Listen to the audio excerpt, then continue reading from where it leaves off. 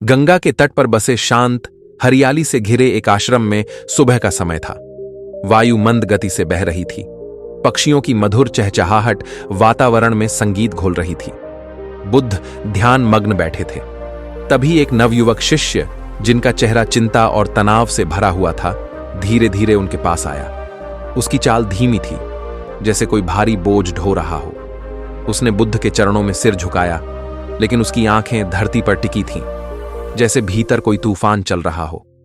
बुद्ध ने धीरे से उसकी ओर देखा। उनकी आंखों में वही करुणा और गहरी समझ थी जो एक सच्चे गुरु की होती है। वत्स, बुद्ध ने शांत स्वर में पूछा, तुम्हारे मन में कैसी हलचल है? कहो, क्या तुम्हारे हृदय में पीड़ा है? शिष्य का गला रूंध गया। उसने कुछ क्षण शांत रहकर उत्तर दिया, भगवान, मैं बहुत विचलित हूं। मैं हर समय अपने व्यवहार को लेकर असमंजस में रहता हूं। जब मैं चुप रहता हूं, लोग कहते हैं घमंडी है। जब विनम्रता से व्यवहार करता हूं, लोग कहते हैं दिखावा कर रहा है। जब साधारण वस्त्र पहनता हूं, तो ताने मिलते हैं, देखो कितना गरीब है। और अगर कभी अच्छे कपड़े पहन लूं, तो कहते हैं ये साधु नहीं, व्यापारी लगता है। उसकी आंखें नम थीं। मैं हर किसी को खुश करने की कोशिश करता हूं, लेकिन अंत में मैं ही दुखी रह जाता हूं। क्या मैं कुछ भी सही नहीं कर रहा भगवान? क्या लोगों की राय से कभी मुक्ति नहीं मिल सकती? बुद्ध अब भी शांत थे। उन्होंने उसकी बात ध्यानपूर्वक सुनी। न उनके चेहरे पर कोई चौंकाहट थी, न उपदेश देने की जल्दी। कुछ क्षण मौन रहने के बाद उन्होंने अपनी आंखें खोलीं और बोले, वत्स, तुम्हारी परेशानी असाधारण नहीं है। यह तो संसार का स्वभाव है। जो कुछ भी बदलता है, मौसम, समय, मन, वही लोगों की सोच भी है। अगर तुम इस संसार की रायों के समुद्र में नाव लेकर उतरोगे, तो डूबना तय है। आओ, मैं तुम्हें कुछ दिखाता हूं। बुद्ध ने शिष्य से कहा, तुम मेरे साथ चलो। आज हम पड़ोस के गांव में चलेंगे। सूरज की किरणें फैलने लगी थीं। खेतों से धुंध हट रही थी। बुद्ध अपने शिष्यों सहित एक गांव की ओर चले। रास्ते भर शिष्य सोचता रहा, क्या होगा इस यात्रा में? क्या वहां मुझे कुछ उत्तर मिलेगा? गांव पहुंचने पर बुद्ध गांव के चौराहे पर एक वृक्ष के नीचे जाकर खड़े हो गए। वे न बोले, न कोई क्रिया की, बस शांत भाव से खड़े रहे। शिष्य भी पास खड़ा था, किंतु भीतर ही भीतर कुछ समझने का प्रयास कर रहा था। धीरे धीरे गांव के लोग वहां इकट्ठा होने लगे।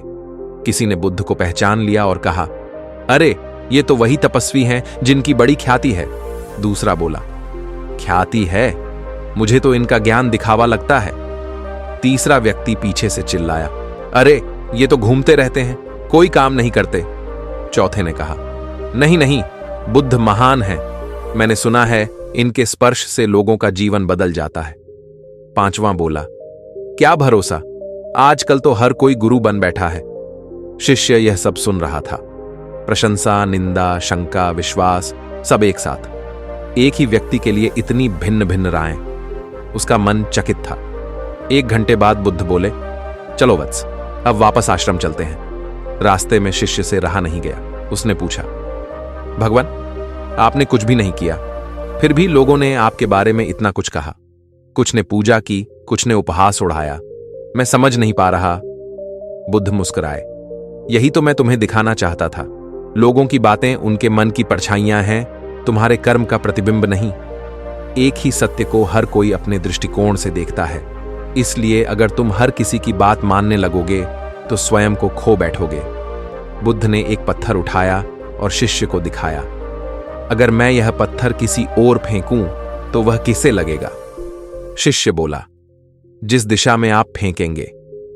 बुद्ध बोले, लोगों की आलोचनाएं भी ठीक वैसी ही होती हैं। वे तब तक तुम्हें नहीं छू सकती जब तक तुम उन्हें पकड़ने का निर्णय न लो। अगर तुम उन्हें स्वीकार करोगे, तभी वे तुम्हें चोट पहुंचाएंगी, वरना वे हवा की तरह गुजर जाएंगी। बुद्ध बोले, इसलिए वत्स, जीवन में 3 बातें स्मरण रखो। लोगों की सोच कभी स्थायी नहीं होती। तुम्हारा कर्म ही तुम्हारी सच्ची पहचान है। जो व्यक्ति स्वयं को जान लेता है, उसे दूसरों की बातों से कोई फर्क नहीं पड़ता। इसलिए लोगों पर ध्यान मत दो। अपने विचारों को परखो, अपने इरादों को जानो और अपने मार्ग पर चलो। यही सच्चा बोध है। शिष्य अब मौन था। लेकिन इस बार उसका मौन भय या असमंजस से नहीं था। उसमें अब एक दृढ़ता थी, जैसे आत्मा ने अपने स्वरूप को पहचान लिया हो। उसने कहा, भगवान, आज पहली बार मैं समझ पाया कि मैं अपने ही विचारों में कैद था। अब से मैं हर दिन खुद पर ध्यान दूंगा, न कि लोगों की आवाजों पर। बुद्ध ने आशीर्वाद देते हुए कहा, तुम अब सच्चे अर्थों में शिष्य बन रहे हो। इस संसार में लोग कुछ भी कह सकते हैं, यह उनका अधिकार है, लेकिन तुम किस बात को अपने मन में स्थान देते हो, यह तुम्हारा अधिकार है। बुद्ध का मार्ग यही सिखाता है, स्वयं को जानो, दूसरों की राय से मत डगमगाओ, क्योंकि अंत में वही शांत होता है जो खुद से जुड़ा होता है। बाकी तो भीड़ है, शोर है। दोस्तों, अगर यह कहानी आपके दिल को छू गई हो, अगर आपको भी कभी लोगों की बातों ने भीतर तक हिला दिया हो, तो एक बार बुद्ध की बात याद रखिए, खुद को पहचानो, लोगों की बातों में नहीं खो जाओ। तो इस ज्ञान और शांति के सफर में हमारे साथ बने रहिए।